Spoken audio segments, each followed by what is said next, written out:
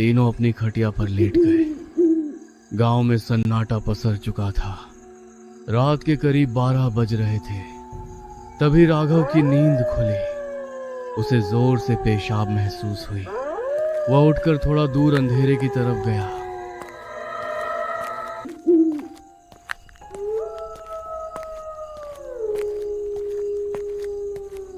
अरे भाई, इधर से तो खेत का काम करके जाते जाते बिल्कुल पसीना पसीना हो जाता है।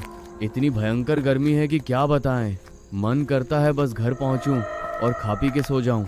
लेकिन भाई, घर में घुसते ही ऐसा लगता है जैसे किसी भट्टी में घुस गया हूं। पसीने में तरबतर हो जाते हैं, नींद भी नहीं आती। अरे ये तो बात तुमने बिल्कुल सही कही हरी भाई। खेत में तो सूरज परेशान करता ही है। घर जाकर भी चैन नहीं मिलता। हम इतने गरीब हैं कि एक पंखा खरीदने का पैसा भी नहीं है हमारे पास। क्या गरीबी है भाई। अरे भाई, क्यों ना हम आज घर के अंदर न सोकर घर के बाहर सोएं। बाहर तो कम से कम ठंडी हवा चलती है, न पसीना होगा न घुटन। आराम से खटिया बिछाएंगे और मज़े की नींद लेंगे। क्या कहते हो? लेकिन भाई, गांव के बड़े बुजुर्ग तो यही कहते हैं कि रात को बाहर सोना खतरे से खाली नहीं। पर तुम दोनों इतना कह रहे हो तो ठीक है, आज रात बाहर ही सोएंगे। पर सच में डर तो लगता है भाई। राघव, तू डर मत भाई। हम तीनों साथ रहेंगे तो चुड़ैल का बाप भी कुछ नहीं कर पाएगा। आएगी तो उसे डंडे से भगा देंगे। आज रात बाहर ही सोना पक्का रहा। वे बातें करते हुए जंगल के संकरे रास्ते पर आगे बढ़ रहे थे। अचानक उनके पीछे से एक काली छाया बहुत तेज गति से गुजरी। फिर अचानक उनके आगे से कुछ दूर पर वही छाया फिर से गुजरी। अरे, ये क्या था? देखा तुमने? कोई हमारे पीछे भागा अभी? अरे कुछ नहीं होगा, कोई जंगली बिल्ली या कुत्ता होगा। चल जल्दी चल, घर पास ही है। वे तेज कदमों से चलते हुए गांव पहुंच गए।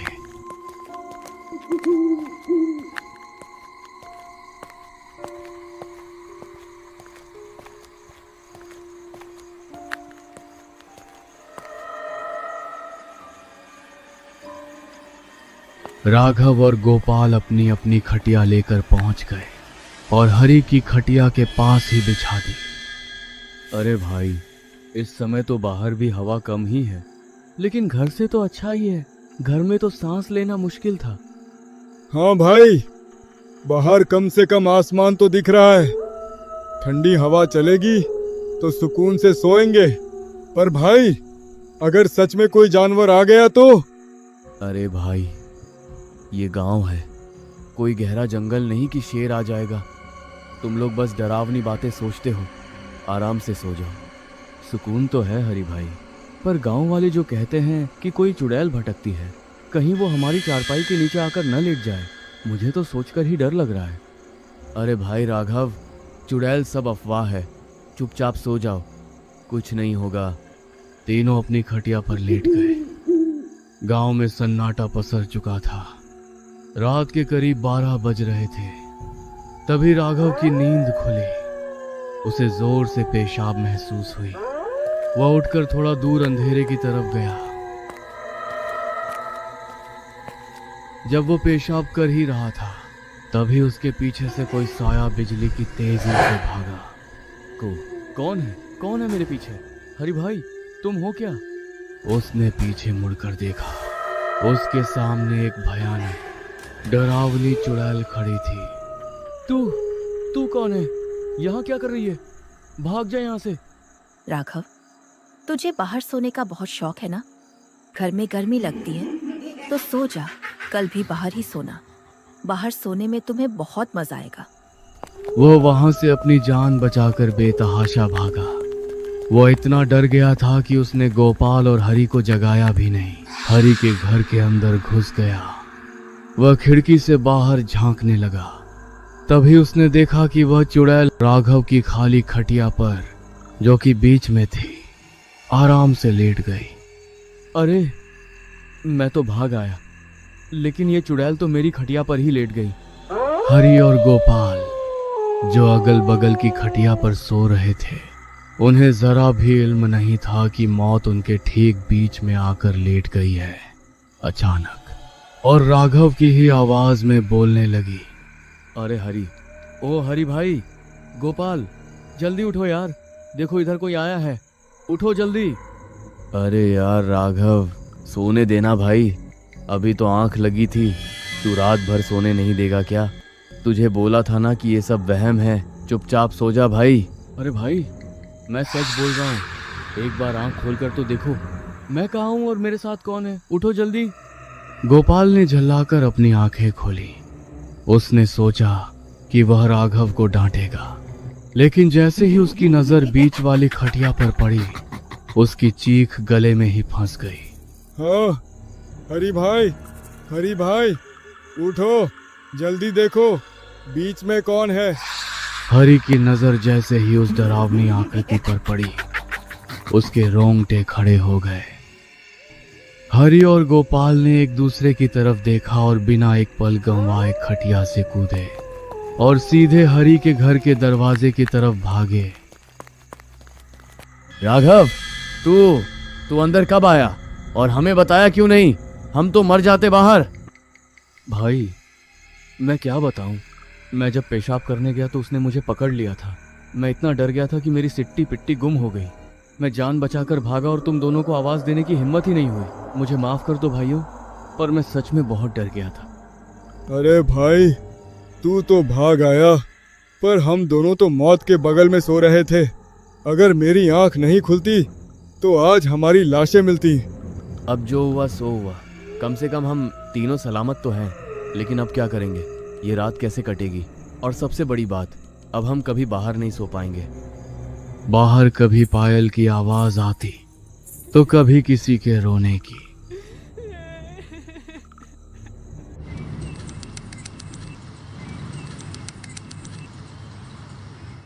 भाई, अब तो हद हो गई। मैं तो अब एक पल भी बाहर नहीं सोऊंगा। लेकिन भाई, रात भर इस कमरे में बिना पंखे के बैठना मुमकिन नहीं है। गर्मी के मारे जान निकल जाएगी। सही कह रहे हो राघव, कल रात जो हुआ उसके बाद बाहर जाने की हिम्मत तो किसी की नहीं होगी। लेकिन अंदर सोएंगे कैसे? पसीने से पूरा बिस्तर गीला हो जाएगा और बीमारी पकड़ लेगी। मुझे एक रास्ता सूझ रहा है। देखो, हम तीनों गरीब हैं, अकेले कोई पंखा नहीं खरीद सकता। लेकिन अगर हम तीनों अपने बचे कुचे पैसे मिला दें तो एक सस्ता सा फर्राटा टेबल फैन आ सकता है। हम तीनों मेरे इसी कमरे में वो पंखा लगाकर सोएंगे, गर्मी भी नहीं लगेगी और हम सुरक्षित भी रहेंगे। वे तीनों तुरंत घर से निकले और दूसरे गांव की ओर पैदल ही चल पड़े। सूरज सिर पर चढ़ाया था और गर्मी का कहर फिर से शुरू हो गया था। वे लंबे रास्ते पर चलते चलते बातें कर रहे थे। भाई, धूप तो देखो, ऐसा लग रहा है जैसे सिर पर किसी ने अंगारे रख दिए हों। चलते चलते पैर जल रहे हैं। बस थोड़ा और भाई, एक बार पंखा आ गया ना तो रात की नींद सुकून की होगी। सोचो, ठंडी हवा आएगी और हम मजे से सोएंगे, न चुड़ैल का डर, न गर्मी की चिंता। वे तीनों तपती सड़क पर चलते रहे। काफी घंटों की मशक्कत के बाद शाम के करीब 4:30 बज गए जब वे दूसरे गांव की बिजली की दुकान पर पहुंचे। अरे भाई साहब, कोई सस्ता सा फर्राटा पंखा दिखाओ। हम गरीब लोग हैं, बस काम चल जाए और हवा अच्छी दे। ये लो भाई, ये वाला नया मॉडल है, 600 में दे दूंगा। बहुत मजबूत है और हवा भी तेज देता है। अरे भाई साहब, 550 ले लो। हम बहुत दूर से पैदल चलकर आए हैं, बड़ी मुश्किल से पैसे जोड़े हैं। चलो ठीक है, तुम लोग गरीब दिखते हो, ले जाओ 550 में। ये लो पंखा। हरि ने पैसे दिए और गोपाल ने खुश होकर वह पंखा अपने सिर पर रख लिया। पंखा काफी भारी था।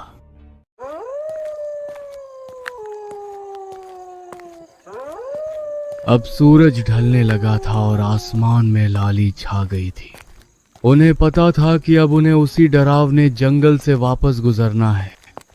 चलो भाई जल्दी निकलो, अंधेरा होने से पहले जंगल पार करना है। आज फिर से उस रास्ते पर डर लग रहा है। जल्दी चलो गोपाल भाई, तुम पंखा संभालो, हम तुम्हारे साथ साथ चल रहे हैं। बस 1 घंटा और, फिर हम अपने गांव में होंगे। वे तीनों फिर से उसी जंगल के रास्ते में दाखिल हुए। इस बार सन्नाटा कल से भी ज्यादा गहरा महसूस हो रहा था। गोपाल पंखा सिर पर रखे सबसे पीछे चल रहा था। अचानक उसे महसूस हुआ कि पंखे का वजन धीरे धीरे बढ़ रहा है। अरे भाई, ये पंखा अचानक भारी क्यों होने लगा? ऐसा लग रहा है जैसे कोई ऊपर से इसे दबा रहा हो। अरे भाई थक गए होगे तुम, इसलिए वजन ज्यादा लग रहा है। लाओ मुझे दे दो थोड़ी देर। नहीं भाई, मैं ले चलूंगा, पर सच में अभी तो हल्का था। गोपाल को पता नहीं था कि उसके सिर पर रखे पंखे के ऊपर एक काला धुंधला साया आकर बैठ गया है। अरे भाई रुको, 1 मिनट रुक जाओ, मेरा दम निकला जा रहा है। ये पंखा अचानक इतना भारी कैसे हो गया? अरे गोपाल भाई, तुम थक गए होगे, सुबह से पैदल चल रहे हैं। भूख और प्यास से शरीर टूट गया है, इसलिए वजन ज्यादा लग रहा है। लेकिन भाई, भारी तो ऐसे लग रहा है कि जैसे कोई मेरे ऊपर और आकर बैठ गया हो। गर्दन अकड़ गई है मेरी। जैसे ही पीछे मुड़कर गोपाल की तरफ देखा, उसकी रूह कांप गई। गोपाल सबसे पीछे चल रहा था और उसके सिर पर रखे पंखे के ठीक ऊपर एक काला, धुंधला और डरावना साया बैठा हुआ था। गोपाल को इसका जरा भी अंदाजा नहीं था कि उसके ऊपर मौत सवार है। अरे भाई, गोपाल भाई, ये तुम पंखे के ऊपर किसको बैठा कर ला रहे हो भाई? भागो, उसे नीचे फेंको। क्या? किसको बैठा कर ला रहा हूँ? राघव भाई, तुम क्या बोल रहे हो? मैं तो बस पंखा लेकर आ रहा हूँ। क्या तुम्हें कोई दिख रहा है? हाँ भाई, ऊपर एक काला साया बैठा है तुम्हारे। तुम जो पंखा पकड़े हो, उसके ठीक ऊपर एक औरत जैसा साया बैठा हुआ है। वो तुम्हें घूर रही है। क्या? साया बैठा है? ऐसा नहीं हो सकता भाई, कहाँ से साया आ जाएगा? तुम मुझे डराओ मत राघव, पहले ही बहुत डर लग रहा है। गोपाल ने जैसे ही पंखा जोर से हिलाया, वह साया अचानक गायब हो गया। राघव ने अपनी आंखें मली और फिर से देखा तो अब वहां कोई नहीं था। उसे लगा शायद उसकी आंखों का धोखा है, लेकिन जैसे ही वे तीनों फिर से आगे बढ़ने लगे, वही साया अब उनके ठीक सामने रास्ते के बीचों बीच खड़ा था। वह वही चुड़ैल थी जिसकी आंखें अंधेरे में लाल बल्ब की तरह चमक रही थी। तुम तीनों इतनी रात में कहाँ जा रहे हो? अभी गर्मी का मौसम चल रहा है ना, बहुत पसीना आ रहा है तुम सबको। लो, ये पंखा मुझे दे दो, मुझे भी बहुत गर्मी लगती है। तू फिर आ गई, हमें जाने दे। हमने तेरा क्या बिगाड़ा है? हम बस अपने घर जाना चाहते हैं। घर तो तुम तब जाओगे जब मैं चाहूंगी।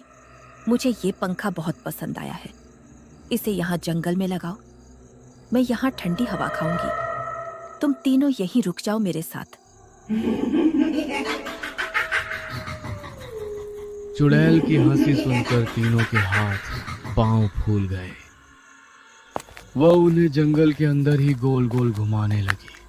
वे एक ही रास्ते पर बार बार आ रहे थे। ऐसा लग रहा था जैसे जंगल का रास्ता खत्म ही नहीं हो रहा। भाई, ये क्या हो रहा है? हम भटक गए हैं हरी भाई, ये चुड़ैल हमें कहीं जाने नहीं देगी।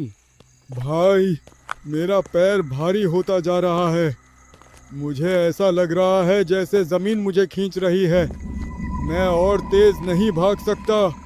वे भागते भागते एक ऐसी जगह पहुंचे जहां झाड़ियां बहुत घनी थीं। अरे भाई, मेरा पैर फंस गया। हरी भाई, राघव भाई, रुको, मेरा पैर हिल नहीं रहा है। हरी और राघव डर के मारे इतने अंधे हो चुके थे कि उन्हें एहसास ही नहीं हुआ कि गोपाल पीछे छूट गया है। वह अपने दोस्तों को पुकारता रहा। अरे भाई, बचाओ मुझे। हरि भाई, राघव भाई, मुझे अकेला मत छोड़ो। लेकिन हरि और राघव बहुत दूर जा चुके थे। वो अकेला उस डरावनी चुड़ैल के सामने खड़ा था। उसकी लाल आंखें गोपाल को ऐसे घूर रही थी जैसे कोई शिकारी अपने शिकार को देखता है। अब ये पंखा मेरा है और तू भी मेरा है। तुझे बहुत गर्मी लगती थी ना, ले, अब तुझे कभी गर्मी नहीं लगेगी। और गोपाल की गर्दन को अपने ठंडे हाथों से दबोच लिया। गोपाल की आवाज उसके गले में ही घुटकर रह गई। दूसरी तरफ हरि और राघव भागते भागते गांव की सीमा में घुस चुके थे। वे सीधे हरि के घर के अंदर घुसे। राघव, जल्दी दरवाजा ठीक से बंद कर, वो साया पीछे ही होगा। लेकिन हरि भाई, गोपाल कहाँ रह गया? वो तो हमारे पीछे ही था ना। क्या गोपाल पीछे नहीं है? अरे, हम तो तीनों एक साथ दौड़ रहे थे, मुझे लगा वो तुम्हारे पीछे आ रहा है। अरे हरि भाई, गोपाल के पंखे के ऊपर जो साया था, लगता है उसी ने उसे पकड़ लिया। हम तो भाग आए, हमें पता ही नहीं चला कि वो पीछे रह गया। हे भगवान, ये क्या हो गया? हमने पीछे मुड़कर एक बार भी नहीं देखा। राघव, गोपाल की जान खतरे में है, हमें वापस जाना चाहिए। पागल हो गए हो क्या हरि भाई? इस अंधेरी रात में उस जंगल में वापस जाना मतलब मौत के मुंह में कूदना है। तुमने देखा नहीं वो चुड़ैल कितनी भयानक थी। अब हम कुछ नहीं कर सकते, सुबह होने का इंतजार करना ही होगा। हाँ भाई, बात तो सही है, पर मेरा मन कचोट रहा है। बेचारा गोपाल हमारी वजह से पंखा लेने गया था, अब उसकी जान चली गई तो हम खुद को कभी माफ नहीं कर पाएंगे। दोनों दोस्त रात भर जागते रहे।